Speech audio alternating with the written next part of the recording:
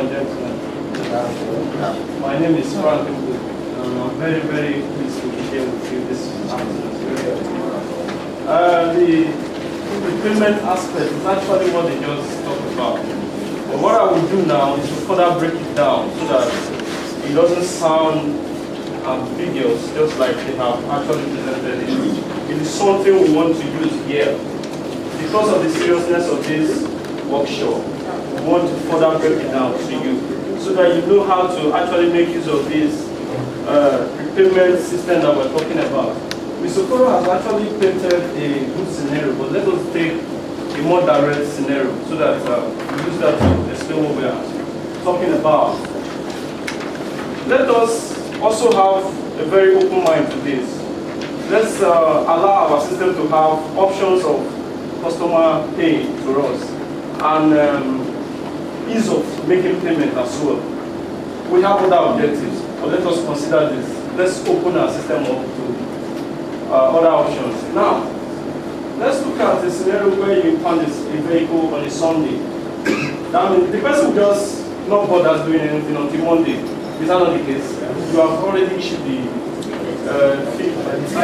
flight ticket.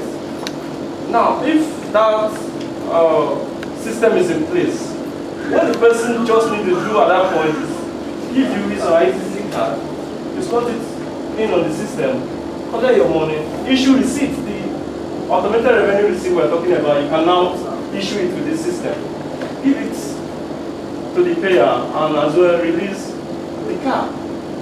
Would that not be good for the system? Is that not an option? Is that not a flexibility? Of course, the issue of memory will still be there. There are exceptions to every rule. Like Mr. Bakole has said, it is not the objective. It's not everybody that will pay with their card. But if people know that they can pay with their card, we have other advantages. Issue of reconciliation will not be needed anymore. Because at that point, each time they use their card to make payments, the revenue code, the agency code, in fact, you don't even need to select it. Automatically, the application selects it. Just deduct your payment. The payment is collected appropriately to the right account. Now, the directive is that you don't collect cash from any payer. That's the case. But with this system, you can collect cash electronically. That is what we are talking about. Now, to further break it down, I want to tell us everything involved and where you come in. To operate the system, we have 3 stakeholders involved. We have the bank. By banks, we mean any of the participating banks. If there's any bank, AfriBank, Main Street now, any one of them working with us. Of course, they are all working with us as a present. Then we have the payer. In this case, is the offender. Is that not the case? And the third one is the agency. In this case, the Lastma. Those are the 3 participating stakeholders. The process flow is such that, madam, just like you have your ETCC card, you go to the bank and say, preload my ETCC card. Of course, preloading means you are submitting cash to be loaded into your card electronically. Or transfer from my existing account to this my card electronically. Meaning that the dot from here credits my card. If you are bringing cash, you have already deducted your cash, your physical cash, and crediting your ETC card electronically.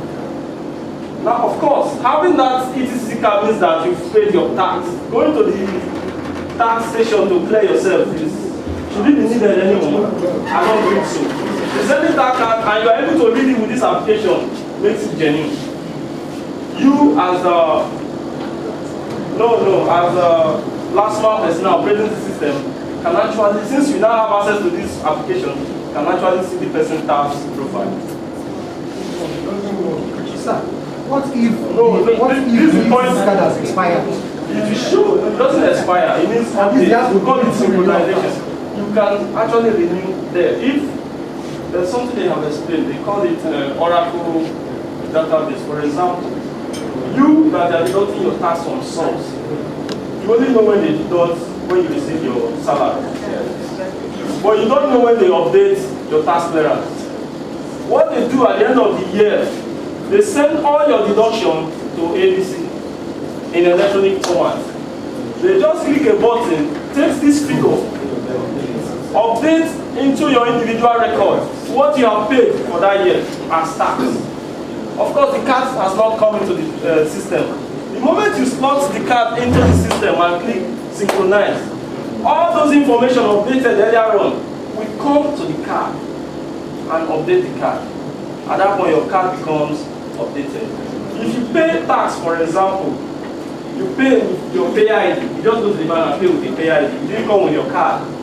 You come back to the system, not at the bank now, anywhere, for example, at the e-service point or to you. Of course, once we deploy this PPC equipment to you, it also becomes an e-service point. You can do every other thing that Mr. He has listed that e-service point does. You can also do it with this system. So when they insert it on that match, on the machine, on the card reader, and you synchronize, those information comes in to the card automatically. So let's not debate this. My point is that at the presentation of that PTC card means that this person has paid tax. You have a question? My own question is like the card you are talking about. Okay, because we have a question and answer segment, that's actually the last part. We'll take it at the end of it. So that being said, you've loaded your card. You come to the agency. The person presented the card is the payer. In this case, our offender. He goes to the agency. The agency needs what we call agency card. The card that will prime for you that you're going to be using to collect your payment electronically.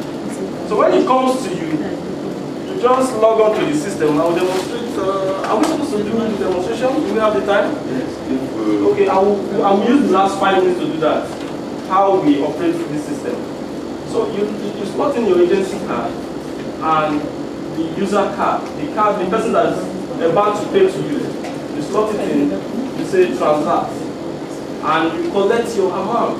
The taxpayer will be looking at you and see you enter the amount, or you ask the taxpayer to enter the amount they want to pay to you, and you say deduct from card, and there will be a preview menu where you look at everything you are doing, whether it's right or wrong. If it's correct, you say proceed and consummate. At the end of the day, a receipt will be generated, you print it out and give it to the taxpayer. Of course, you can now give him value, release the car, and so on and so forth. Now, to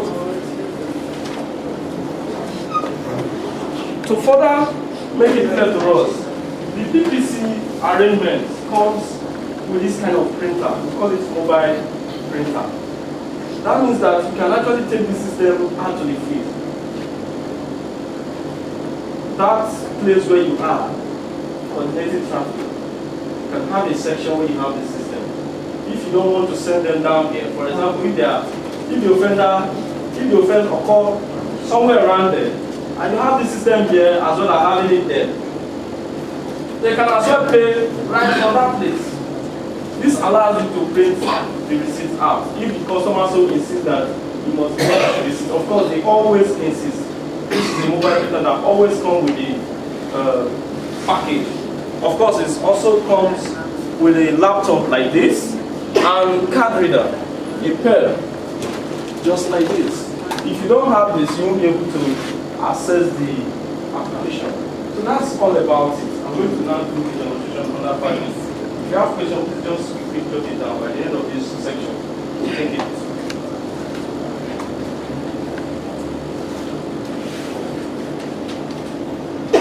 Of course, before you can have access to the system, you must be configured to do so. If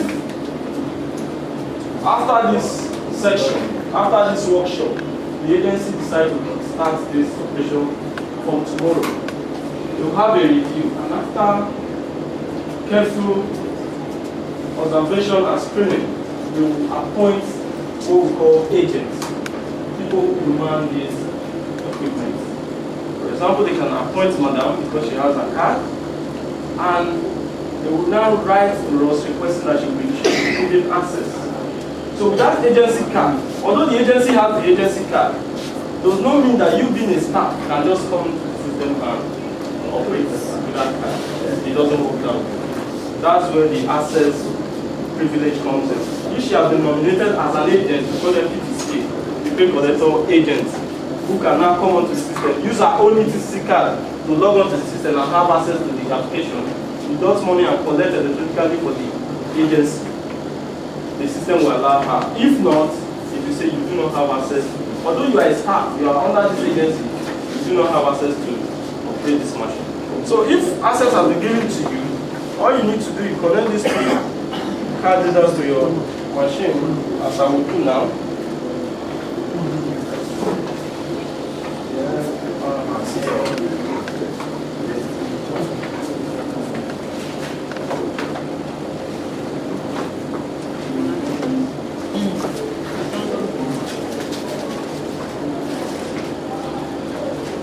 You will have your system like this, and this is the application on the desktop. Can we all see?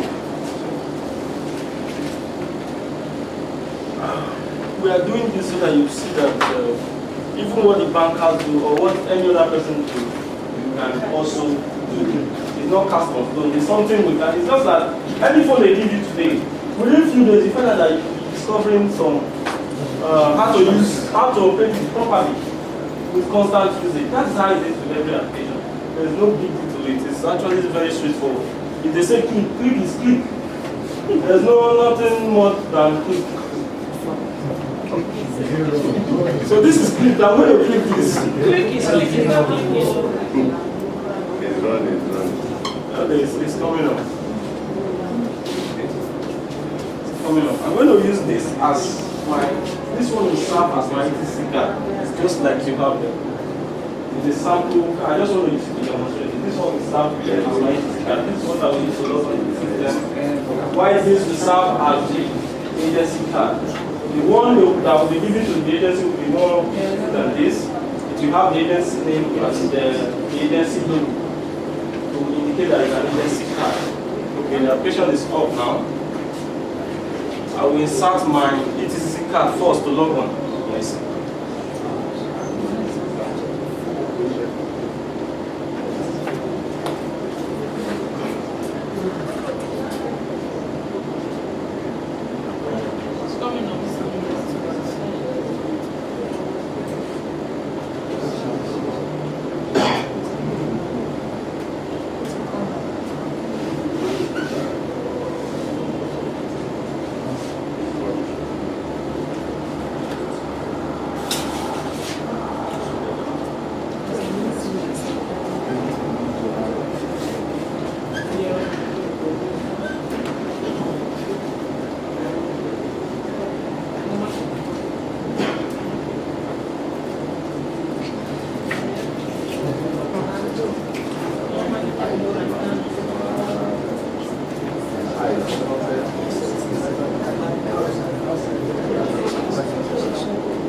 Sorry, I just want to make sure that the system is connected. That's the